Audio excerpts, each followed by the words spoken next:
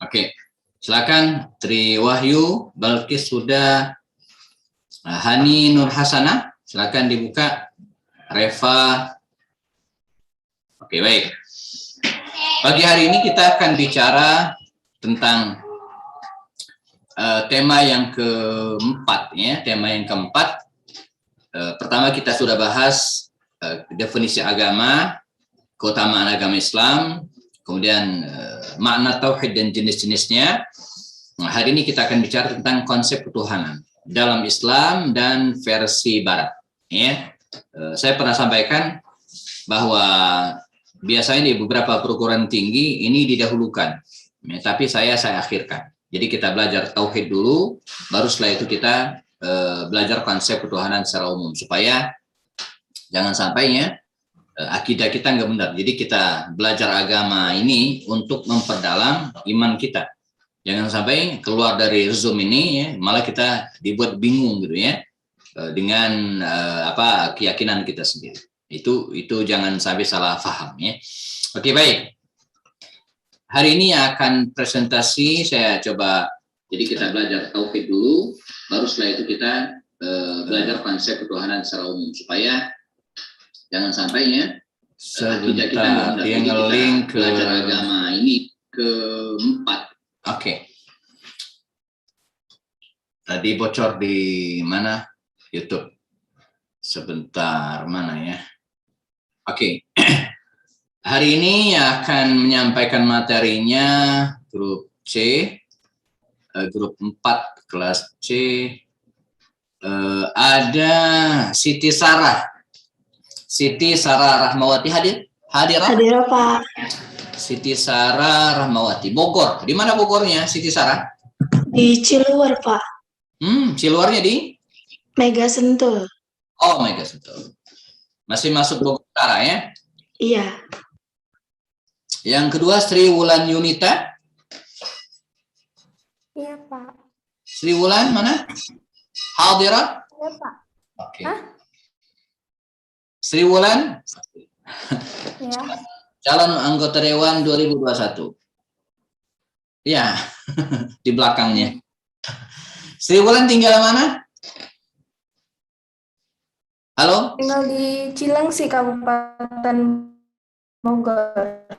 Oh, Cilengsi. Oke, Cilengsi. Di Cilengsi, Pak, Kabupaten Bogor.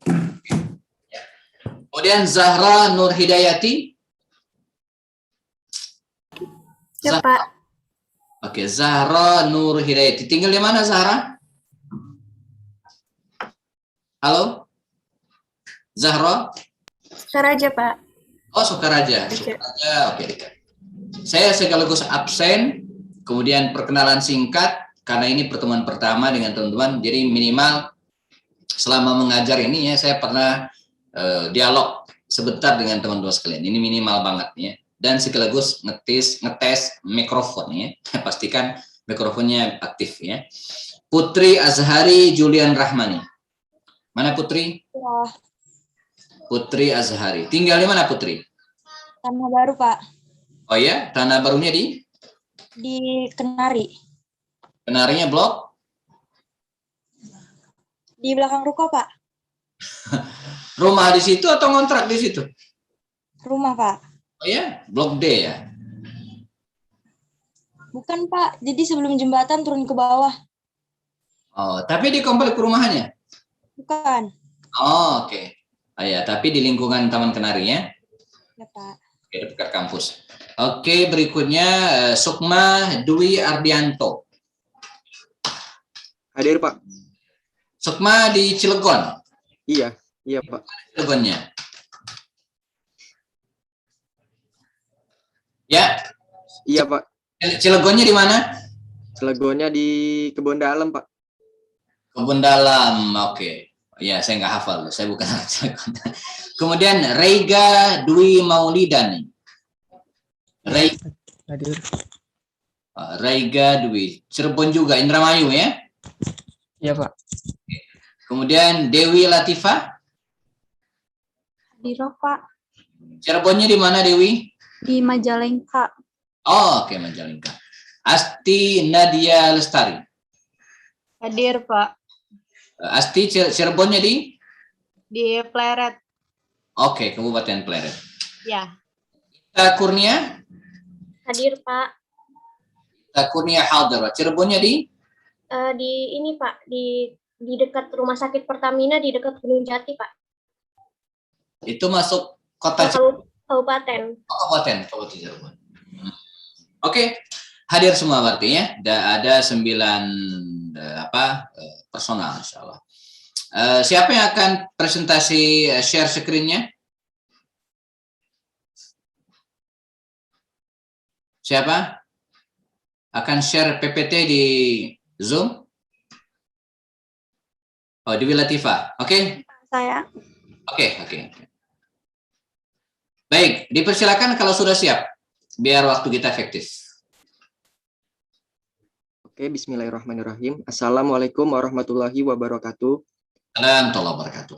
Yang saya hormati Bapak Happy Andi Bastoni selaku dosen dari mata kuliah Agama Islam, serta teman-teman semua dari kelas C yang saya banggakan. Pertama-tama, marilah kita panjatkan puji dan syukur kehadirat Allah Subhanahu wa Ta'ala yang telah melimpahkan nikmat yang luar biasa kepada kita semua, dan kita semua bisa berkumpul pada pagi hari ini. Tak lupa sholawat serta salam kepada Nabi besar kita Nabi Muhammad SAW.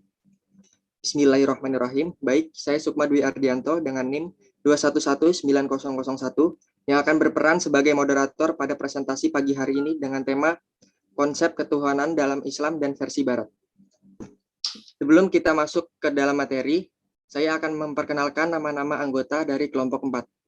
Yang pertama ada Asti Nadia Lestari dengan NIM 2118807.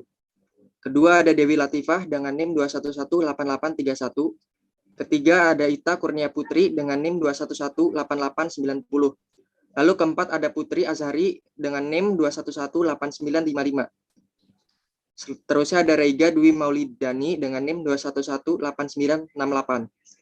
Lalu ada Siti Sarah Rahmawati dengan NIM 2118997. Selanjutnya ada Sri Wulan Yunita dengan NIM 2118999. Terakhir ada Zahroh Nur Hidayati dengan NIM 2119020. Oke, di next.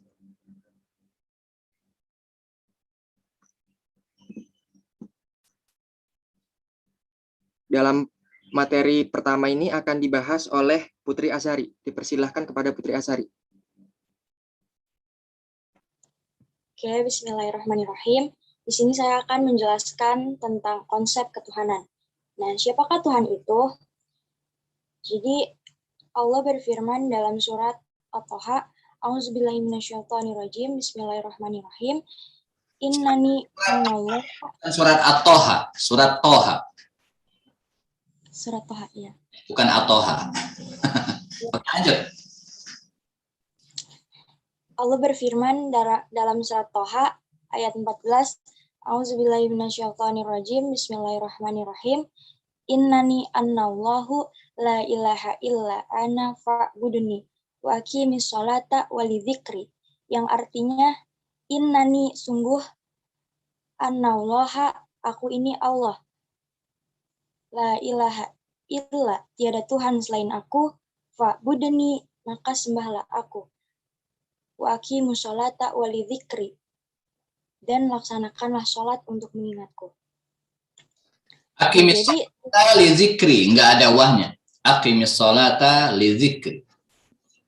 Iya, Pak. Ya. Maaf. Wa aqimis sholata wa li zikri. Enggak ada wahnya. Enggak ada wahnya. Ayo, Pak. Karena saya luruskan ini ayat ya, takut keliru. Ya. Coba diulang. Iya, Pak. Wa aqimis sholata wa li zikri. Oke, enggak ada wahnya.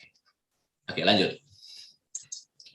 Jadi Tuhan itu bisa berbentuk konkret maupun abstrak. Mengapa Tuhan itu berbentuk konkret? Gimana konkretnya Tuhan?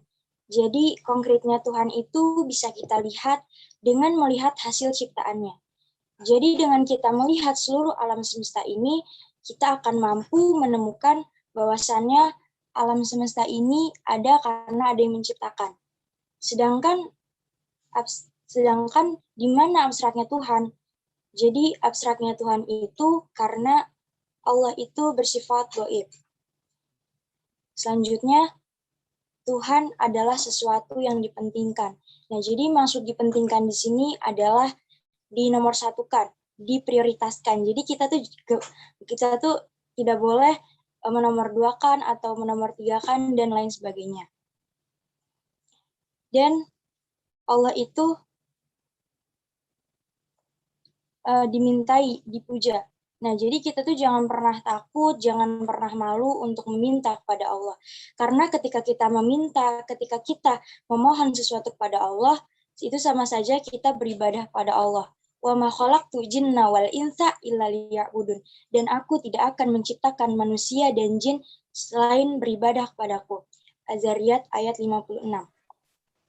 Nah, jadi di ayat tersebut itu udah jelas banget bahwasannya kita itu diciptakan oleh Allah itu untuk beribadah. Jadi kita tuh jangan pernah takut, jangan pernah malu untuk meminta, untuk memohon dan mengharapkan sesuatu kepada Allah. Selanjutnya, lafaz ilah dari tauhid la ilaha illallah. Jadi secara langsung itu memiliki arti bahwasannya Tuhan itu adalah satu-satunya. Qul huwallahu ahad, yang artinya katakanlah Tuhanku, katakanlah dialah Tuhanku Esa. Nah, jadi Allah itu yang patut kita sembah, Allah itu yang harus kita sembah. Jadi hanya Allah lah yang wajib kita sembah. Karena Allah itu wajibul wujud. Wallahu yahtasyu birahmatihi ma yasha. Allah itu mengkhususkan rahmatnya orang yang dikehendaki. Jadi tidak semua orang diberi hidayah oleh Allah. Tidak semua orang dikaruniai agama Islam. Selanjutnya itu ada eksistensi Tuhan. Nah, jadi apa sih eksistensi Tuhan itu? Nah, jadi eksistensi Tuhan itu adalah keberadaan Allah. Nah, jadi keberadaan Tuhan itu tidak bisa kita lihat, tapi bisa kita yakini. Jika ada yang bertanya, mengapa Allah tidak terlihat? Jadi bahwasannya Allah itu adalah Maha Adil. Ketika Allah memperlihatkan wujudnya, lantas bagaimana dengan orang yang buta? Bagaimana dengan orang yang tidak bisa melihat? Mungkin cukup sekian dari saya, selanjutnya akan dilanjutkan oleh moderator. Terima kasih. Baik, materi selanjutnya ini mengenai sejarah pemikiran manusia tentang Tuhan menurut Islam, yang akan dijelaskan oleh Rega. Untuk Rega dipersilahkan. Terima kasih moderator. Di sini saya akan menjelaskan sejarah pemikiran manusia tentang Tuhan menurut Islam. Pemikiran terhadap Tuhan yang melahirkan ilmu tauhid, ilmu kalam, atau ilmu usuluddin di kalangan umat Islam. Timbul beberapa periode setelah wafatnya Nabi Muhammad SAW. Yakini pada saat terjadinya peristiwa tankim antara kelompok Ali bin Abi Thalib dengan kelompok Muawiyah. Secara garis besar, ada aliran yang bersifat liberal, tradisional, dan ada pula yang bersifat di antara keduanya. Aliran-aliran tersebut yaitu yang pertama ada Mu'tazilah. Mu'tazilah yang merupakan kaum rasionalis di kalangan muslim, serta menekankan pemakaian akal pikiran dalam memahami semua ajaran dan keimanan dalam Islam. Orang Islam yang berbuat dosa besar, tidak kafir dan tidak mukmin, ia berada di antara posisi mukmin dan kafir. Dalam menganalisis ketuhanan, mereka memakai bantuan ilmu logika Yunani, satu sistem teologi untuk mempertahankan kedudukan keimanan hasil dari paham Mu'tazilah yang bercorak rasional ialah muncul abad kemajuan ilmu pengetahuan dalam Islam. Namun kemajuan ilmu pengetahuan akhirnya menurun dengan kalahannya mereka dalam perselisihan dengan kaum Islam ortodoks. Mu'tazilah lahir sebagai pecahan dari kelompok Qadariyah, sedangkan Qadariyah adalah pecahan dari Khawarij. Yang kedua ada Qadariyah, yang berpendapat bahwa manusia mempunyai kebebasan dalam berkehendak dan berbuat. Manusia sendiri yang menghendaki apakah ia akan kafir atau mukmin, dan hal itu yang menyebabkan manusia harus bertanggung jawab atas perbuatannya. Yang ketiga ada Jabariyah. Jabariyah yang merupakan pecahan dari Mu'jiziyah, berteori bahwa manusia tidak mempunyai kemerdekaan dalam berkehendak dan berbuat. Semua tingkah laku manusia ditentukan dan dipaksa oleh Tuhan. Yang terakhir ada Asy'ariyah dan Maturidiyah. Asy'ariyah dan Maturidiyah yang pendapatnya berada di antara Qadariyah dan Jabariyah. Semua aliran ini mewarnai kehidupan pemikiran ketuhanan dalam kalangan umat Islam periode masa lalu. Pada prinsipnya, aliran-aliran tersebut di atas tidak bertentangan dengan ajaran dasar Islam. Oleh karena itu, umat Islam yang memilih aliran mana saja di antara aliran-aliran tersebut sebagai teologi mana yang dianutnya, tidak menyebabkan ia keluar dari Islam menghadapi situasi dan perkembangan ilmu pengetahuan sekarang ini. Umat Islam perlu mengadakan koreksi ilmu berlandaskan Al-Quran dan Sunnah Rasul tanpa dipengaruhi oleh kepentingan politik tertentu. Di antara aliran tersebut yang nampaknya lebih dapat menunjang perkembangan ilmu pengetahuan dan meningkatkan etos kerja adalah aliran Mu'tazilah dan Qadariyah. Sekian dari saya kembalikan kepada moderator.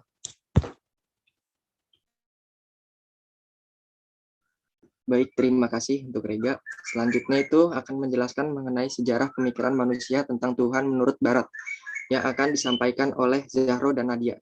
Dipersilahkan. Oke, baik. Terima kasih moderator. Di sini saya akan menjelaskan sejarah pemikiran manusia tentang Tuhan menurut Barat dimulai dari pencarian Tuhan. Dari awal kemunculannya, manusia selalu mencari titik tertinggi dalam hidupnya tentang siapa yang menguasai alam semesta serta dirinya. Dalam sejarah, tercatat bahwa kepercayaan tersebut pertama kali ditemukan pada masa praksara yang menganggap bahwa barang-barang atau hewan tertentu memiliki kaitan dengan roh nenek moyang atau kekuatan gaib. Meskipun begitu, manusia tetap mengerahkan seluruh potensi yang mereka miliki untuk mencari kebenaran atau kekuatan yang menguasai alam dan seisinya. Pencarian mereka kemudian membawa mereka kepada Tuhan, diiringi dengan dikenalnya aksara atau tulisan.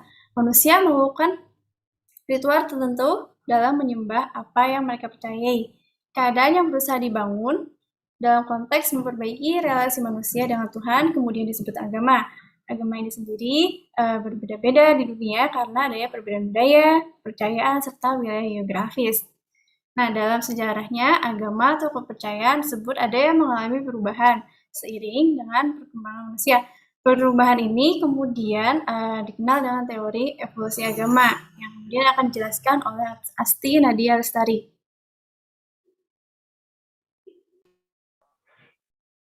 Teori Teilhard de Chardin. Seorang tokoh keagamaan, Teilhard de Chardin, menyebut bahwa agama mengalami evolusi. Bagi Teilhard, agama-agama tersebut terus berada dalam perkembangan seiring perkembangan zaman. Perkembangan agama dalam teori evolusi mencakup sebagai berikut. Yang pertama ada animisme. Teori animisme pertama kali dikemukakan oleh E.B. Taylor Sarjana, aliran evolusionisme Inggris, yang mengatakan bahwa segala sesuatu yang ada di dunia ini semuanya bernyawa. Teori animisme dalam kepercayaan manusia, konsepnya adalah pemujaan terhadap alam seperti matahari, binatang, manusia yang dianggap memiliki roh atau kekuatan yang suci, sakral, dan berhubungan dengan pencipta. Yang kedua ada dinamisme. Menurut paham ini, manusia sejak zaman primitif telah mengakui adanya kekuatan yang berpengaruh dalam kehidupan. Mula-mula sesuatu yang berpengaruh tersebut ditunjukkan pada benda. Yang ketiga ada politeisme. Politeisme merupakan bentuk kepercayaan yang mengakui beradanya bertambah dari satu Tuhan secara harfiah berasal dari bahasa Yunani, yaitu poli dan teoi yang berarti jumlah Tuhan. Lawan dari segala sesuatu yang diajarkan ini merupakan monoteisme atau kepercayaan yang hanya mengakui satu Tuhan. Yang keempat ada henoteisme. Henoteisme adalah suatu pemahaman bahwa hanya ada satu dewa yang berkuasa di dalam dunia tanpa memungkiri akan keberadaan dewa-dewa lainnya. Selanjutnya ada monoteisme awal. Dalam kajian teori ini, semua konsep ketuhanan dikesampingkan. Artinya konsep ketuhanan yang dipercayai oleh manusia adalah konsep Tuhan yang tunggal. Teori monoteisme awal adalah bentuk penyembahan pada suatu materi saja yang berarti penyembahan yang berbentuk tunggal. Misalnya di Jepang kuno dan Mesir kuno itu menyembah matahari. Yang terakhir ada monoteisme murni. Teori monoteisme murni dikemukakan oleh Andrew Lang. Pada teori ini bentuk konsep Tuhan tunggal dalam monoteisme sama dengan monoteisme awal. Akan tetapi dalam konsep monoteisme murni memandang bahwa Tuhan yang tunggal adalah Tuhan yang menguasai dunia. Dengan kata lain, dalam konsep ini adalah Tuhan. Saya kembalikan kepada moderator. Oke. Tuhan menurut ajaran Wahyu. Agama Wahyu atau disebut juga agama Samawi, agama langit adalah agama yang menghendaki iman kepada Tuhan, lalu kepada para rasulnya dan kepada kitab-kitabnya, serta pesannya untuk disebarkan kepada segenap umat manusia. Beberapa pendapat menyimpulkan bahwa suatu agama disebut agama samawi jika sedikitnya mempunyai 3 hal, yaitu mempunyai definisi Tuhan yang jelas, mempunyai penyampaian risalah dari nabi atau rasul, dan mempunyai kumpulan wahyu dari Tuhan yang diwujudkan dalam kitab suci. Pengkajian manusia tentang Tuhan yang hanya didasarkan atas pengamatan dan pengalaman serta pemikiran manusia tidak akan pernah benar. Informasi tentang asal-usul kepercayaan terhadap Tuhan antara lain tertera dalam Quran Surat Al-Anbiya ayat 92, lalu kedua ada Quran Surat Al-Maidah ayat 72, dan ketiga ada dari Surat Al-Ikhlas ayat 1-4. Lalu dalam agama Yahudi percaya kepada Tuhan yang Maha Esa, tetapi Tuhan yang hanya khusus untuk Bani Israel, bukan Tuhan untuk bangsa lain. Mereka tidak pernah menyebut nama Tuhannya dengan langsung, karena mungkin akan mengurangi kesuciannya. Oleh sebab itu, orang Israel melambangkannya dengan huruf mati, yaitu YHWH tanpa bunyi. Lambang ini biasa dibaca Yahweh atau Yehove atau Yehovah. Kedua dari agama Nasrani. Nah, agama Nasrani atau sekarang lebih dikenal dengan sebutan agama Kristen adalah salah satu agama yang mengaku monoteisme. Namun dalam kenyataannya ajaran Kristen adalah politeisme, yaitu ketika melihat konsep akidah mereka yang dikenal dengan Trinitas atau Tritunggal. Lalu secara garis besar inti kepercayaan umat Kristen adalah Tritunggal. Kepercayaan bahwa Allah itu 3 pribadi yang adalah satu, yaitu Allah Bapa, Allah Anak, dan Allah Roh Kudus. Ketiga dari agama Islam. Dalam konsep Islam, Tuhan disebut Allah dan diyakini sebagai zat maha tinggi yang nyata dan esa, pencipta yang maha kuat dan maha tahu, yang abadi, penentu takdir, dan hakim bagi semesta alam. Secara etimologis, kata Allah diderivasi dari kata ilah yang berarti menyembah. Kata Allah juga diderivasi dari kata alih yang berarti ketenangan, kekhawatiran, dan rasa cinta yang mendalam. Ketiga makna alih mengarah kepada makna keharusan untuk tunduk dan mengagungkan. Oke, bisa di next. Selanjutnya materi akan menjelaskan mengenai cara mengenal Allah yang akan disampaikan oleh Dewi. Dipersilahkan kepada Dewi. Terima kasih moderator. Selanjutnya cara mengenal Allah. Allah berfirman dalam Quran Surat Al-Hasyr ayat 23. A'udzubillahi minasyaitonirrajim. Huwallahul ladzi la ilaha illahu al-malikul quddusus salamul mu'minul muhaiminul azizul jabbarul mutakabbir. Subhanallahi amma yusyrikun.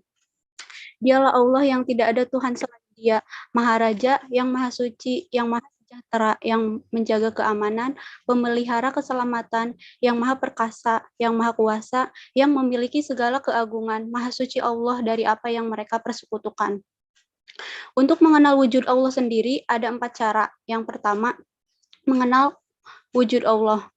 Mengenal wujud Allah, ada 2 dalil, yaitu dalil akli dan dalil nakli. Dalil akli sendiri adalah dalil akal pikiran.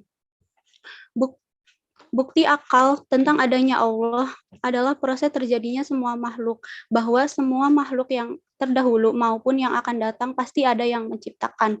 Tidak mungkin makhluk menciptakan dengan dirinya sendiri, dan tidak mungkin pula terciptanya secara kebetulan. Tidak mungkin wujud itu ada dengan sendirinya, karena dengan segala sesuatu tidak akan dapat menciptakan dirinya sendiri. Allah menyebutkan dalil akli dalam surat At-Tur yang berbunyi, apakah mereka diciptakan tanpa sesuatu pun, ataukah mereka yang menciptakan diri mereka sendiri? Dari kutipan ayat tersebut tampak bahwa makhluk tidak diciptakan tanpa pencipta, dan makhluk tidak menciptakan dirinya sendiri. Jadi jelaslah yang menciptakan makhluk adalah Allah Subhanahu wa Ta'ala. Yang kedua, mengenal uluhiyah Allah. Yang kedua, dalil nakli. Dalil nakli yaitu dalil yang berbicara dalil menurut Al-Quran dan Sunnah Rasul. Selanjutnya, yang kedua, mengenal rububiyah Allah. Mengenal rububiyah Allah yaitu mengesahkan Allah dalam 3 perkara, yaitu penciptaannya, kekuasaannya, dan pengaturannya. Maknanya mengenai meyakini bahwa Allah adalah zat yang menciptakan, menghidupkan, mematikan, memberi rizki, mendatangkan manfaat, dan menolak segala mudorot. zat yang mengawasi, mengatur, pemilik hukum dan selainnya dari segala sesuatu yang menunjukkan kekuasaan bagi Allah Subhanahu wa taala. Yang ketiga, ada uluhiyah Allah Subhanahu wa taala adalah mengesahkan segala bentuk peribadatan bagi Allah, seperti berdoa, meminta, bertawakal, takut, berharap, menyembelih, bernazar, cinta, dan selainnya. Dari jenis-jenis ibadah yang telah diajarkan Allah dan Rasulullah Shallallahu Alaihi Wasallam. Yang terakhir, mengenal nama-nama Allah, yaitu Allah memiliki nama-nama yang mulia dan sifat tinggi berdasarkan firman Allah dalam surat Al-A'raf, yaitu dan Allah memiliki nama-nama yang baik. Dalam hal ini, kita harus beriman kepada nama-nama Allah dan sifat-sifat sesuai dengan apa yang dimaukan Allah dan Rasul-Nya, dan tidak menyelewengkan sedikit pun. Imam Syafi'i meletakkan kaidah dasar ketika berbicara tentang nama-nama dan sifat-sifat Allah sebagai berikut. Aku beriman kepada Allah, apa-apa yang datang dari Allah dan sesuai dengan apa yang datang dari Rasulullah. Sekian dari saya kembalikan kepada moderator.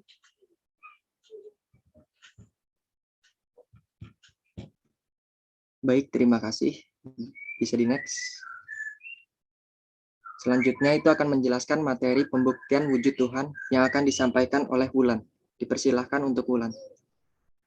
Baik, terima kasih kepada moderator. Saya di sini ingin menjelaskan tentang pembuktian wujud Tuhan. Jika percaya tentang eksistensi alam, maka secara logika harus percaya tentang adanya pencipta alam. Dalam Al-Quran, penggambaran tentang pengakuan akan eksistensi Tuhan dapat ditemukan dalam Quran surat Al-Ankabut ayat 61-63. Bismillahirrahmanirrahim. Wala in sa'altahum man khalaqas samawati wal arda wa sakhkhara asy-syamsa wal qamara la yaqulun Allahu fa anna yufakun. Allahu yabsutur rizqa liman yasha'u min ibadihi wa yaqdiru lah. Innallaha bikulli syai'in alim. Wala in sa'altahum man nazzala minas samaa'i ma'an fa ahya bihil arda min ba'di mautiha la yaqulunna Allah. Qulil hamdulillah bal aktsaruhum la yaqilun. Yang artinya, sadaqallahul azim. Yang artinya, dan sesungguhnya jika kamu tanyakan kepada mereka, siapakah yang menjadikan langit dan bumi dan menundukkan matahari dan bulan, tentu mereka akan menjawab Allah. Maka betapakah mereka dapat dipalingkan dari jalan yang benar. Allah melapangkan rezeki bagi siapa yang dikehendakinya di antara hamba-hambanya, dan Dia pula yang menyempitkan baginya. Sesungguhnya Allah Maha mengetahui segala sesuatu. Dan sesungguhnya jika kamu menanyakan kepada mereka, siapakah yang menurunkan air dari langit lalu menghidupkan dengan air itu bumi sesudah matinya, tentu mereka akan menjawab Allah. Katakanlah segala puji bagi Allah, tetapi kebanyakan mereka tidak memahaminya. Berdasarkan kandungan ayat ini, dapat dipahami bahwa bangsa Arab sesungguhnya telah memahami dan meyakini akan eksistensi Tuhan sebagai pencipta langit dan bumi serta pengaturnya. Banyak sekali yang terkandung dalam Al-Quran yang menjelaskan tentang keberadaan Allah sebagai Tuhan semesta alam, seperti yang terkandung dalam surat Al-Imran ayat 62 yang artinya, sesungguhnya ini adalah kisah yang benar, tidak ada Tuhan selain Allah, dan sungguh Allah Maha Perkasa, Maha Bijaksana. Banyak sekali bukti-bukti yang digunakan untuk menunjukkan bahwa Tuhan adalah wujud, yaitu ada. Bukti klasik yang sering digunakan adalah tentang adanya alam semesta. Setiap sesuatu yang ada tentu diciptakan. Dan pencipta adalah Allah Subhanahu wa Ta'ala, Tuhan pencipta alam semesta. Pembuktian dengan pendekatan seperti di atas sebenarnya bukanlah hal yang baru lagi. Jauh sebelum umat Islam menggunakan pembuktian semacam itu, Plato telah mengemukakan teori dalam bukunya Timaeus yang mengatakan bahwa tiap-tiap benda yang terjadi mesti ada yang menjadikan. Nah, dalam pembuktian ini ada dua pembuktian melalui pendekatan klasik dan kontemporer. Yang pertama, pembuktian melalui pendekatan klasik ada kemungkinan ada dan tiadanya alam. Nah, adanya alam semesta serta organisasinya yang menakjubkan dan rahasianya yang pelik. Tidak boleh tidak boleh tidak memberikan penjelasan bahwa ada sesuatu kekuatan yang telah menciptakannya. Berdasarkan logika yang sama, maka ketika alam serta organisasinya yang menakjubkan tersebut kemudian menjadi tidak ada. Ketiadaan tersebut secara logis juga membuktikan adanya satu zat yang meniadakannya. Yang kedua, rangkaian sebab akibat. Profesor Dr. Haji M. Rasjidi memberikan perumpamaan dalam bukunya kalau ada dua batang pohon berdiri berdampingan satu sama lain dalam hutan, bila yang satu mati dan satu tetap hidup, orang yang akan beranggapan bahwa ada sebab-sebab dan faktor-faktor yang menimbulkan adanya keadaan yang berlainan itu. Yang kedua, pembuktian melalui pendekatan kontemporer. Yang pertama, ada peraturan termodinamics. Yang kedua, hukum yang dikenal dengan hukum keterbatasan energi atau teori pembatasan energi membuktikan bahwa adanya alam tidak mungkin bersifat azali, bertitik tolak dari kenyataan bahwa proses kerja kimia dan fisika dalam terus berlangsung serta kehidupan tetap berjalan. Maka hal ini membuktikan secara pasti bahwa alam bukan bersifat azali. Yang kedua ada purposive order. Metode pembuktian adanya Tuhan melalui pemahaman dan penghayatan keserasian alam oleh Ibnu Rushd yang diberi istilah dalil ikhtiro. Di samping itu, Ibnu Rushd juga membuktikan metode pembuktian adanya Tuhan melalui pemahaman dan penghayatan manfaat alam bagi kehidupan manusia. Sekian dari saya kembalikan kepada moderator. Baik, terima kasih. Selanjutnya itu akan membahas mengenai pengertian iman dan ciri orang-orang yang beriman, yang akan dibahas oleh Ita. Dipersilahkan kepada Ita. Yang pertama itu saya akan menjelaskan tentang pengertian iman. Iman itu sendiri adalah meyakini dan mengakui sesuatu dengan lafal dan membenarkannya dengan kesungguhan hati, kemudian mengamalkannya dengan berkata baik atau berperilaku baik sebagaimana perintah Allah Subhanahu wa taala. Umar bin Khattab radhiyallahu an ketika malaikat Jibril menyaru menjadi seorang laki-laki, ia bertanya kepada Nabi Muhammad, jadi beritahukan kepadaku tentang iman. Rasulullah menjawab, engkau beriman kepada Allah, kepada para malaikatnya, kitab-kitabnya, kepada para rasulnya, kepada hari kiamat, dan kepada takdir yang baik maupun yang buruk. Orang tadi Jibril berkata, engkaulah benar. Hadis riwayat Muslim. Adapun ciri-ciri orang yang beriman menurut Al-Quran dan hadis yang pertama itu orang-orang yang memiliki rasa takut kepada Allah dan juga bertawakal. Sebagaimana ada pada Quran surat Al-Anfal ayat 2 yang berbunyi, Innamal mu'minuna alladhina idza dzukirallahu wajilat qulubuhum wa idza tuliyat 'alaihim ayatuhu zadatuhum imana wa 'ala rabbihim yatawakkalun. Yang artinya itu sesungguhnya orang-orang yang beriman itu ialah mereka yang disebut nama Allah, gemetarlah hati mereka, dan apabila dibacakan ayat-ayat Allah maka bertambah iman mereka karenanya, dan hanya kepada Tuhanlah mereka bertawakal. Yang kedua itu orang yang mendirikan sholat dan menginfakkan sebagian rezekinya, yaitu ada pada Quran surat Al-Anfal ayat 3 yang berbunyi alladzina yuqimuna sholata wa mimma razaqnahum yunfiqun. Yang artinya itu orang-orang yang mendirikan sholat dan menginfakkan sebagian dari rezekinya yang kami berikan kepada mereka. Yang ketiga itu orang yang membayar zakat. Itu Quran surat Al-Mu'minun ayat 4.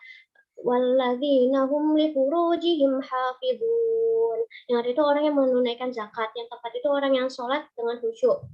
Ada pada Quran surat Al-Mu'minun ayat 1 sampai 2 yaitu qad aflahal mu'minun alladzina hum fi sholatihim khashi'un. Yang artinya itu sesungguhnya beruntunglah orang-orang yang beriman, yaitu orang-orang yang khusyuk dalam sembahyangnya atau sholatnya. Yang kelima itu orang-orang yang menjauhkan diri dari hal-hal yang sia-sia atau tidak bermanfaat. Hadis riwayat At-Tirmizi, di antaranya tanda bagusnya keislaman seseorang itu yaitu dia yang meninggalkan apa-apa yang berguna baginya. Dan juga ada pada Quran surat Al-Mu'minun ayat 3. Walladzina hum 'anil lahwi mu'ridun. Yang itu orang-orang yang menjauhkan diri dari perbuatan dan perkataan yang tidak berguna. Yang keenam itu orang yang menjaga kemaluannya dari perbuatan keji. Quran surat Al-Mu'minun ayat 5. Walladzina hum li furujihim hafizun. Yang itu dan orang-orang yang menjaga kemaluannya. Yang ketujuh itu orang yang memelihara amanah dan menepati janji. Quran surat Al-Mu'minun ayat 8. Walladzina hum li amanatihim wa 'ahdihim ra'un. Yang artinya dan orang-orang yang memelihara amanah-amanah yang dipikulnya dan juga janjinya.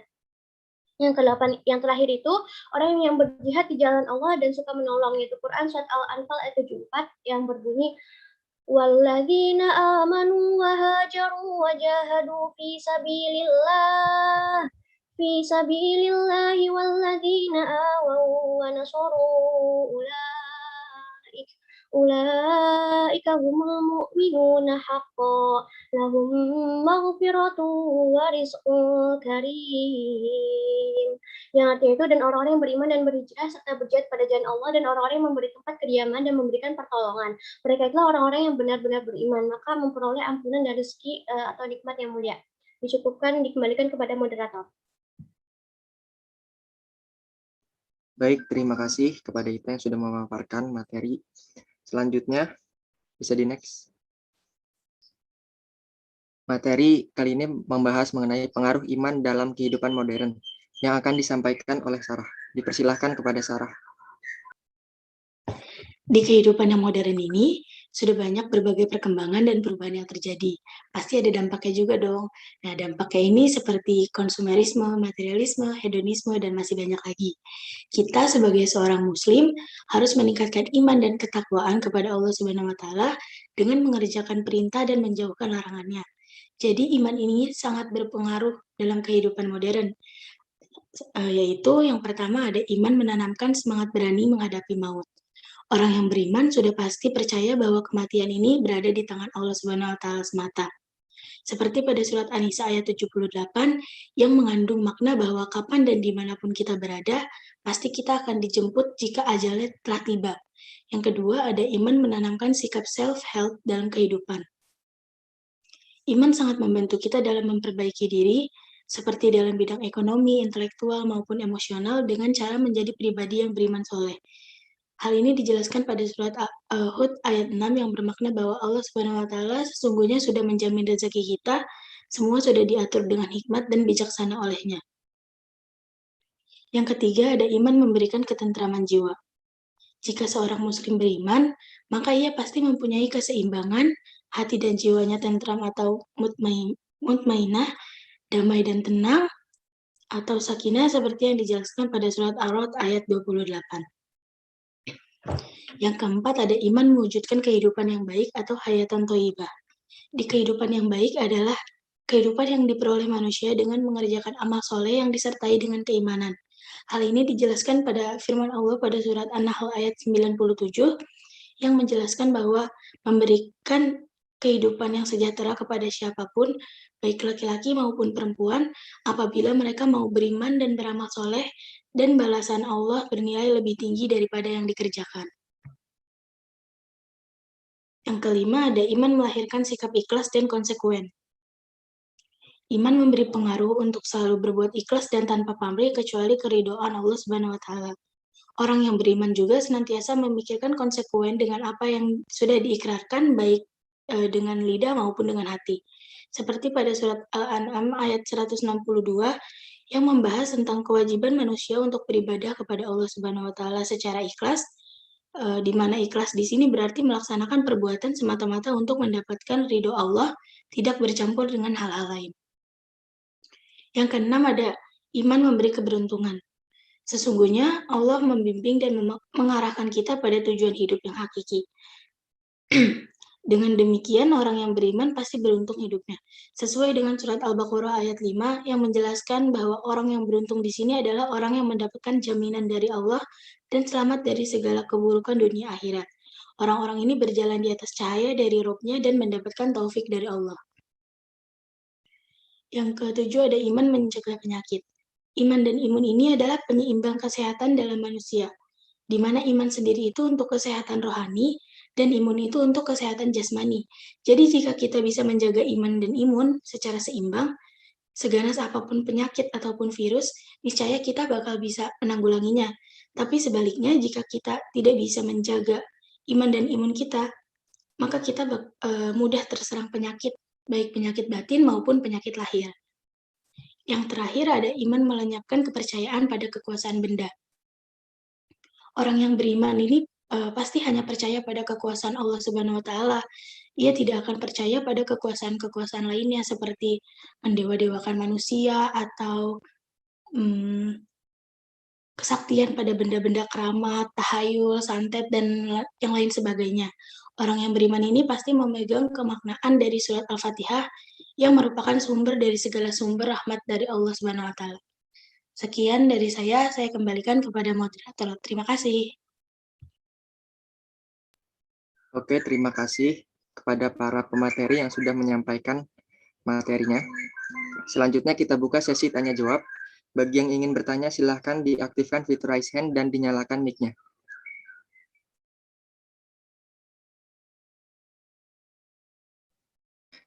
Ya, silakan.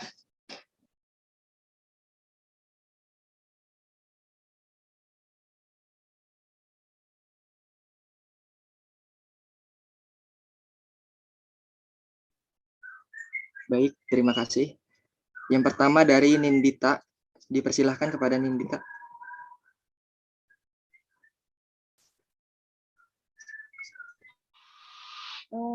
Jadi iman dapat menambahkan self help itu maksudnya gimana ya? Jadi self help itu sendiri apa? Apa sih? Oke, terima kasih Nindita. Selanjutnya Nindita kelompok berapa, Nindita? Kelompok 7, Pak.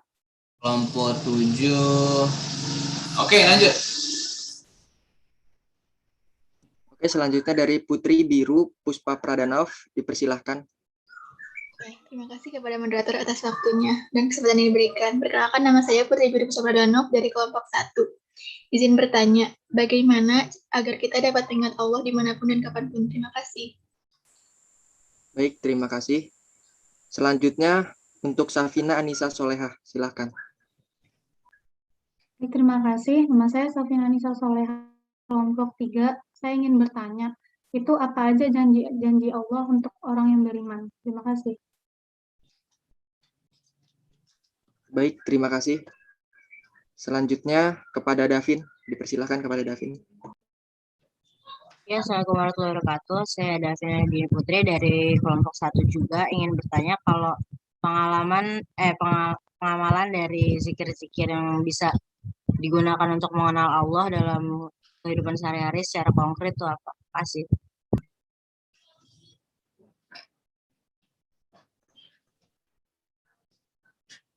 Baik, terima kasih. Ya, siapa berikutnya? Selanjutnya kepada Balkis Ratu Aliasin, dipersilahkan. Baik, terima kasih moderator atas kesempatannya. Ya.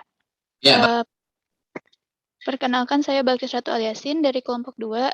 Izin bertanya, tadi kan sudah dijelaskan pembuktian tentang dalil ihtiro. Nah, apa yang dimaksud dari dalil ihtiro itu sendiri? Terima kasih. Baik, terima kasih. Selanjutnya dari Wahyu Fitri, dipersilahkan bertanya. Baik, terima kasih kepada moderator atas kesempatannya. Perkenalkan, nama saya Wahyu Fitri Karyawan dari kelompok 5. Izin bertanya, bagaimana kita dapat dikatakan sebagai orang yang beriman kepada Allah Subhanahu wa Ta'ala. Sekian, terima kasih. Baik, terima kasih kepada teman-teman semua yang sudah bertanya. Selanjutnya izinkan kami untuk diberi waktu sedikit untuk berdiskusi. Oke, baik. Sambil menunggu kelompok 4 ya menyiapkan jawabannya, ada beberapa pertanyaan yang sudah masuk dari Putri Biru, kemudian Davina 2, Balkis 3, Safina 4, kelima Wahyu, dan keenam Nindita Mastia Saraswati. Ada 6 pertanyaan. Ya, tema kita hari ini teman-teman, kita bicara tentang konsep ketuhanan dalam Islam dan Barat. Ya. Perbedaan paling mendasar dari dua konsep ini adalah bahwa dalam Islam konsep ketuhanan itu tidak berubah. ya, dari zaman mau disebut zaman primitif, mau disebut zaman prasejarah, mau disebut zaman dinosaurus, mau disebut zaman batu, apapun gitu kan, sampai zaman modern hari ini, ya, zaman modern, zaman generasi Z, generasi X, generasi Y dan seterusnya, konsep ketuhanan dalam Islam tidak berubah, yaitu tauhid, menuhankan, ya, Allah yang satu. Dari zaman Nabi Adam sampai sekarang, seprimitif-primitifnya orang gitu kan, kalau boleh disebut, ketika manusia belum mengenal segala kemajuan informasi dan teknologi seperti hari ini, konsep ketuhanannya sama. Ya, tidak pernah menyembah pohon, tidak boleh menyembah ruh, ya, dan yang lainnya. Yang disembah adalah Allah. Tidak boleh menyembah berhala, ya, walaupun manusia pernah menyembah berhala sebelum zaman kenabian, ya, tapi itu suatu yang tercela dalam Islam. Nah, ini poinnya. Jadi semua utusan Allah, para nabi itu konsepnya sama. An yaqulu la ilaha illallah. Memerintahkan untuk mengatakan tidak Tuhan selain Allah. Ya. Nah ini Islam, ya. Nah tapi dalam versi Barat tidak. Ya. Versi Barat mereka mengenal istilah evolusi, dan evolusi ini bukan hanya dalam konsep ketuhanan. Pada pertemuan depan kita akan bahas ma'rifatul insan, mengenal manusia. Pertemuan yang kelima pun mereka mengenal istilah evolusi, yaitu berubah dari suatu fase masa, suatu zaman ke zaman yang lain. Manusia atau dalam teori Barat mengalami perubahan. Ya. Pernah mereka menyebut konsep ketuhanan itu bersifat animisme, ya, percaya kepada, atau mungkin dinamisme dulu. Dinamisme, percaya bahwa benda-benda itu memiliki kekuatan, memiliki kesaktian. Ya, jadi mereka wajar kalau ada yang mandiin keris, kemudian musab-musab cincin, dan seterusnya, karena benda-benda itulah yang dianggap sebagai Tuhan yang bisa memberikan kelebihan, mudarat, ataupun manfaat kepada seorang. Beranjak ke konsep ketuhanan animisme, ya, percaya bahwa ruh itu memiliki kekuatan. Bahkan sebagian ada mengatakan ruh orang yang meninggal itu bisa balik lagi dan menolong orang yang masih hidup dengan merasuk ke tubuh, ya, benda-benda atau orang-orang tertentu. Ya. Nah ini disebut dengan konsep animisme. Lalu kemudian tadi ada dinamisme sebelumnya. Nah seiring dengan perjalanan waktu, teman-teman sekalian, ya, konsep tersebut terus mengalami perubahan-perubahan antara satu dengan yang lainnya. Tadi teman-teman menyebut ada istilah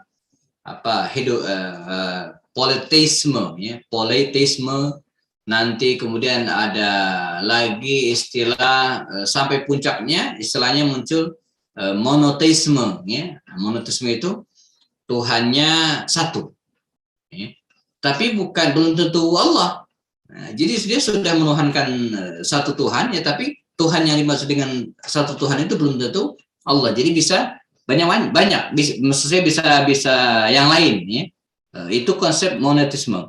Nah dalam Islam tidak mengenal istilah monoteisme, yang dikenal adalah tauhid. Jadi dalam Islam walaupun Tuhannya satu, tapi dia tidak seperti konsepnya Barat. Kalau Barat tadi mengenal istilah monoteisme,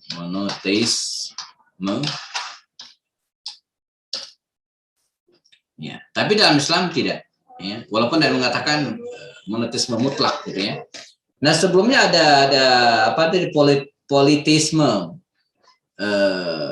Jadi Tuhannya yang kalau tadi benda, kemudian roh, nah berubah menjadi dewa. Jadi dewa-dewa itu politisme itu kan politik, ya, jadi banyak gitu, ya. Nah jadi mereka membagi bahwa Tuhan itu banyak, ya, ada dewa ini, dewa ini, dewa ini. Ya, nanti ada simbol-simbolnya, ya. Nah ada juga henotisme. Henotisme ini dewa tapi satu. Jadi ya tingkatnya udah nasional gitu kan. Jadi per daerah. Jadi mereka menyakat jadi satu Tuhan untuk satu bangsa. Ini disebut dengan henotisme. Tapi kalau monoteisme itu sudah nasional, internasional gitu ya, Tuhannya satu untuk seluruh dunia. Nah, sempat dalam pemahaman sejarah ketuhanan berpikir bahwa setiap wilayah itu ada Tuhannya masing-masing. Nah, ini disebut dengan henoteisme. Nah, dalam Islam tidak. Ya, dalam Islam tidak. Walaupun di dalam internal umat Islam sendiri ada ragam pemikiran. Nanti tadi teman-teman bicara tentang Mu'tazilah, ya, tentang Qadariyah, tentang Jabariyah. Ini lebih kepada perilaku Tuhan. Ya, Mu'tazilah itu yang ini paham yang betul-betul mengagungkan akal, di mana manusia itu bisa mencapai kebenaran tanpa bantuan Tuhan. Jadi Tuhan menciptakan dan menciptakan akal manusia. Selanjutnya akal manusia yang bisa mencari apapun. Ya. Nah, ini ada jeleknya gitu ya. Sebab tidak semua ajaran agama itu bisa diakalin. Ya, seperti sholat, kenapa harus 5 waktu? Kan gimana? Jadi kan nggak bisa diakalin, kita nerima aja gitu kan. Yang lebih luar biasa misalnya Isra Mi'raj, itu kan secara logika sulit diterima akal, apalagi dulu, ya. Tapi kita terima. Nah, jadi ini kelemahan kalam Mu'tazilah. Yang kedua ada istilah Qadariyah. Qadariyah itu mereka menganggap bahwa Allah Subhanahu Wa Taala itu yang menciptakan, selanjutnya manusia bisa berbuat apa saja. Ya. Jadi bebas, ya. Termasuk beragama atau tidak. Jabariyah itu sebaliknya. Jadi Allah menciptakan dan manusia nggak bisa apa-apain karena semua kita sudah ada takdirnya, sudah ditakdirkan, nggak bisa semua atas pantauan dan manusia tidak diberikan wewenang untuk berkreativitas. Ini menurut paham Jabariyah. Nah, di tengah-tengah ada paham Ahlus Sunnah wal Jamaah Syariah, di mana menggabungkan antara pendapat Jabariyah dan Qadariyah. Nah, ini sekitar tambahan. Oke, baik, kita lanjutkan dengan menjawab beberapa pertanyaan tadi, karena sudah waktunya mepet. Silakan. Oke, terima kasih Pak. Pertanyaan pertama itu dari Safina yang akan dijawab oleh kita. Dipersilahkan untuk kita. Baik, saya akan menjawab tentang janji-janji Allah yang diberikan kepada orang-orang yang beriman menurut Al-Quran. Yang pertama itu akan diberikan kekuasaan di dunia dan juga diberikan kemapanan dalam segala bidang. Yang kedua itu Allah itu akan berjanji akan menolong orang-orang yang beriman. Yang ketiga itu akan diberikan advokasi atau pembelaan. Kemudian akan diberikan kemuliaan dan kejayaan. Yang kelima itu akan diberikan kehidupan yang baik. Yang keenam itu akan mendapatkan perlindungan dan kasih sayang. Yang ketujuh itu akan diberikan kemenangan. Yang kedelapan itu akan ditunjukkan kepada jalan yang benar. Yang kesembilan itu yang terakhir itu akan diberikan keberkahan dari langit dan bumi seperti sumber daya alam yang melimpah serta rezeki yang lezat. Bagaimana Safina, apakah dipahami? Baik, sudah dipahami. Terima kasih. Sama-sama.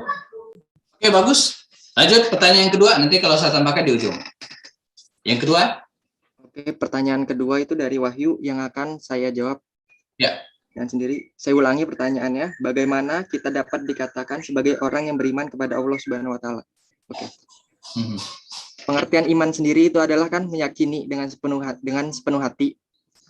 Jadi iman kepada Allah itu kita meyakini akan kebesaran Allah, akan tanda-tanda keesaannya, terus meyakini akan ciptaan-ciptaan Allah. Terus bagaimana cara mengaplikasikan keimanan kita itu dengan cara kita melaksanakan perintahnya dan menjauhi larangannya.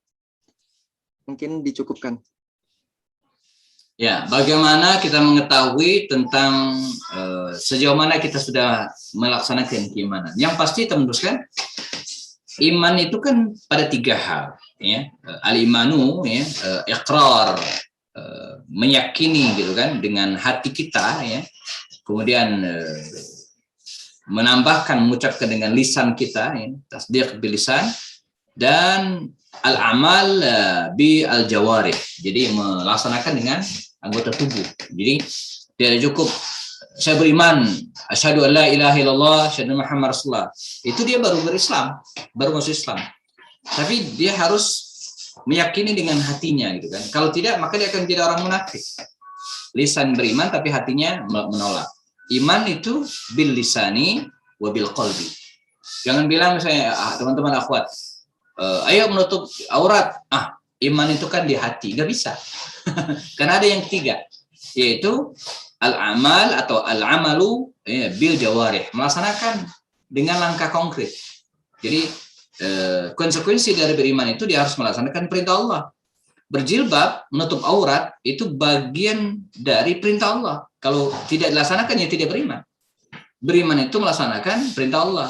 Ngaku beriman tapi nggak sholat, ya nggak bisa. Karena sholat itu perintah Allah SWT. Nanti memang perintah itu bertingkat, ada yang wajib, ada yang sunnah, bahkan ada yang sifatnya ya sekedar mubah saja, boleh-boleh saja. Nah, ini konsekuensi dari keimanan seseorang. Oke, bagus. Yang ketiga, silakan. Pertanyaan ketiga itu dari Putri Biru yang akan dijawab oleh Putri Asari. Dipersilahkan kepada Putri Asari. Baik, saya akan menjawab pertanyaan dari Putri Biru, di mana pertanyaan itu bagaimana agar selalu mengingat Allah dalam keadaan apapun. Nah, jadi Allah berfirman dalam surat Ar-Ra'd ayat 28, A'udzubillahi minasyaitonirrajim, bismillahirrahmanirrahim. Alladzina amanu wa tatma'innu qulubuhum bi dzikrillah. Ala bi dzikrillah tatma'innu qulub. Yang artinya orang-orang yang beriman dan hati mereka menjadi tentram dengan mengingat Allah. Ingatlah, hanya dengan mengingat Allah hati menjadi tentram. Jadi kalau kita melakukan hidup dengan menjalankan seluruh perintah dan menjauhi larangannya, maka hidup kita akan terasa tentram dan damai. Jadi ada beberapa tips untuk selalu mengingat Allah dalam keadaan kapanpun. Jadi yang pertama itu dengan kita membaca Al-Quran. Jadi dengan kita membaca Al-Quran itu kita bisa mengingat Allah. Terus yang kedua itu selalu berusaha dalam keadaan suci. Jadi maksud keadaan suci ini adalah kita selalu menjaga wudhu kita. Terus yang ketiga, rencanakan hidup di sekitar doa. Jadi ketika kita menjalankan hidup, perlu direncanakan dan selipkan doa. Yang keempat, bersedekah. Jadi bersedekah ini tidak hanya memberikan sesuatu kepada orang yang membutuhkan saja. Jadi ketika kita senyum kepada saudara kita, itu sudah termasuk sedekah. Tabassumuki fi wajhi ahika sedaqatin. Dan yang terakhir adalah bersyukur. Jadi dengan kita bersyukur, kita akan selalu mengingat Allah. Dalam surat Luqman ayat 12, A'udzubillahi minasyaitonirrajim. Bismillahirrahmanirrahim. Walaqad atayna Luqmanal hikmata an yashkurillah wa man yashkur li fa innama yashkuru li nafsihi wa man kafara fa innallahu ghaniyyun hamid. Yang artinya dan sungguh telah kami berikan hikmah kepada Luqman, yaitu bersyukurlah kepada Allah. Dan barang siapa yang bersyukur kepada Allah, maka sesungguhnya dia bersyukur untuk dirinya sendiri. Dan barang siapa tidak bersyukur atau kufur, maka sungguhnya Allah Maha Kaya dan terpuji. Mungkin itu saja. Apakah sudah terjawab, Putri Biru? Sudah terjawab. Terima kasih atas jawabannya. Oke, bagus. Bagaimana cara agar kita selalu mengingat Allah? Ala bidzikrillahi tatmainnul qulub. Nah, itu salah satunya ya. Jadi dengan sering-sering menyebut namanya. Dalam teori percintaan, salah satu ciri orang yang jatuh cinta itu adalah wa idza dzukirallah wajilat qulubuhum. Jadi kalau disebutkan nama Allah, hatinya bergetar. Dalam teori al-hubbu ma'an nas, cinta kepada manusia juga begitu. Jadi ketika disebutkan nama seseorang yang di dalam hatinya memendam rasa, maka ketika disebutkan namanya maka hatinya bergetar. Ya. Contoh, ya. Siapa ya contohnya di sini? Jatmiko misalnya. Ini contoh aja, jangan diambil di hati. Ya. Jatmiko ada rasa dengan seseorang, siapa saja misalnya. Siapa saja, entah Ita Kurnia, atau kemudian Balkis atau siapapun. Ketika disebutkan kata Balkis atau Ita, seseorang yang punya rasa tadi maka hatinya akan bergetar. Nah, Allah juga begitu. Jadi seseorang yang mencintai Allah Mengaku cinta kepada Allah ketika disebutkan kata Allah, maka hatinya bergetar. Wa idza dzukirallah wajilat qulubuhum. Itu ciri orang beriman kan? Jika disebutkan Allah, ya, hatinya bergetar. Wa idza tuliyat ayatuhu zadathum imana. Kalau dibacakan ayat, hatinya imannya bertambah. Jadi cara kita agar selalu ingat Allah ya sering-sering menyebut namanya. Menyebut nama Allah ini ya antara lain dengan ibadah. Ketika kita beribadah kan menyebut nama Allah, mulai dari azan aja itu udah Allah semua. Allahu Akbar, Allahu Akbar. Nah, jadi udah itu ingat sholat itu kan Allah semua isinya. Kemudian doa ya Allahumma bismika Allahumma ahya wa amut, itu doa ada Allahnya. Alhamdulillahilladzi ahyana, Allah lagi. Alhamdulillah, segala puji bagi Allah. Ghufranaka Allah. Ketika keluar kamar mandi mau makan, Allahumma barik lana, Allahumma, kan ada Allah. Ini caranya ya. Jadi di antara cara kita dengan sering-sering menyebut namanya dengan melaksanakan ibadah. Ya, kita akan ingat Allah terus. Yang kedua, ya dengan zikir mungkin di luar sholat kita membiasakan melafazkan mulut kita dengan kalimat-kalimat yang baik. Oke, pertanyaan yang ke berapa? 3, 4 ya? Ya, lanjut. Oke, pertanyaan keempat itu dari Balkis yang akan dijawab oleh Bulan. Dipersilakan kepada Bulan. Baik, izin menjawab dari pertanyaan Balkis. Dalil ikhtiro, dalil ini tuh menjelaskan bahwa segala macam ciptaan yang berwujud di bumi ini adalah ciptaan. Segala macam hewan, tumbuhan, langit, dan bumi ini, segala yang ada di alam bukan ada secara kebetulan saja, melainkan harus ada yang menciptakan. Tidak mungkin segala yang ada lahir dari ketiadaan dengan sendirinya. Harus ada aktor yang menciptakan, dan itu adalah Tuhan. Sekian dari saya. Apakah sudah menjawab, Balkis? Baik, sudah menjawab Bulan. Terima kasih. Sama-sama, saya kembalikan kepada moderator. Oke, saya kira udah jelas ya, ikhtira. Itu segala sesuatu terjadi. Dan ada yang menciptakan, kecuali Allah. Ya. Lanjut, yang kelima. Kita ada 2 pertanyaan lagi. Yang kelima itu pertanyaan dari Nindita yang akan dijawab oleh Sarah. Dipersilahkan kepada Sarah. Baik, terima kasih. Tadi pertanyaannya self-help itu apa dan maksud dari iman dalam menanamkan sikap self-help itu apa. Jadi self-help itu sendiri merupakan suatu bentuk tindakan kita untuk memperbaiki diri dan menyelesaikan permasalahan kita dalam kehidupan baik di bidang ekonomi, intelektual maupun emosional. Jadi maksudnya itu jika kita beriman, berarti kita itu tidak akan melepaskan pendirian, bahkan tidak segan-segan melepaskan prinsip. Kita juga nggak akan melepaskan kehormatan atau bermuka dua, menjilat, atau menjadi budak. Karena kita itu memegang konseptualitas ketuhanan, percaya kepada Allah bahwa rezeki itu selalu di tangan Allah gitu. Segitu aja dari saya. Apakah sudah menjawab? Sudah, Sar. Terima kasih. Terima kasih. Ya, satu lagi terakhir, nanti saya tambahkan di ujung. Baik, terima kasih. Terakhir itu pertanyaan dari Davin yang akan dijawab oleh Dewi. Dipersilahkan kepada Dewi. Saya akan menjawab pertanyaan dari Davin, yaitu bagaimana kita mengamalkan zikir dalam kehidupan sehari-hari secara konkret. Nah, mengingat Allah itu harus dari kitanya. Tidak boleh kita berzikir dengan mulut, tapi kenyataan hati kita yang lalai. Demikian juga sebaliknya, ketika kita mengingat Allah, tapi mulut kita mengucap kata-kata yang buruk. Begitu, Davin, sudah jelas belum? Ya, cukup jelas, makasih. Ya, sama-sama. Ya, zikir ya. Zikir itu ada 2 ya. Ada zikru lil ibadah, ya, zikir yang untuk ibadah, dan ini betul-betul harus sesuai dengan perintah Rasul. Jadi zikir-zikir dalam sholat itu nggak boleh ngarang ya. Jadi habis Al-Fatihah, bacaan ruku, bacaan sujud itu nggak boleh ngarang. Jadi memang harus seperti itu ya. Dan yang kedua adalah zikir ghairu mahdhah, yang bebas. Misalnya ketika kita mengucapkan alhamdulillah kapanpun, ya, jadi apalagi ketika kita mendapatkan keuntungan, selamat dari musibah, ya, maka kita mengucapkan syukur dan alhamdulillah. Atau ketika melihat sesuatu yang indah, masya Allah, ya.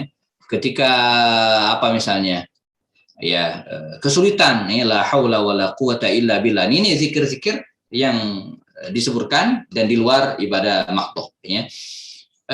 Dan lebih bagus kalau zikir itu ada yang al-maksur. Al-maksur itu ada sandarannya.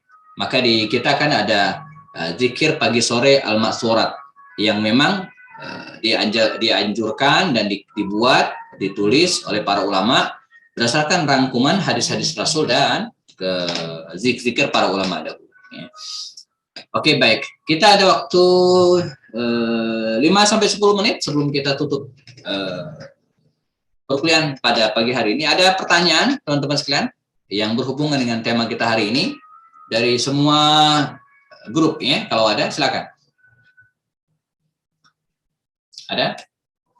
Kelompok 4 juga boleh kalau ada yang ingin dikonfirmasi. Tidak ada? Bertanyalah sebelum ditanya. Tidak ada, ya? Oke, baik. Jika tidak ada, kita cukupkan teman-teman sekalian perkuliahan lewat Zoom pada pagi hari ini. Kita ketemu lagi hari apa? Ini Kamis, Selasa, ya? Selasa sore, Pak. Selasa sore jam 2-an, ya. Kita nanti. Iya, Pak. Nanti kita akan bicara ma'rifatul insan, yang mengenal manusia. Nah, ini juga penting untuk kita bahas agar kita paham posisi kita, ya. Ditutup, silakan. Tadi siapa yang ngebuka? Silakan ditutup diskusinya. Oke, terima kasih, Pak. Oke, terima kasih terhadap teman-teman semua yang atas perhatiannya.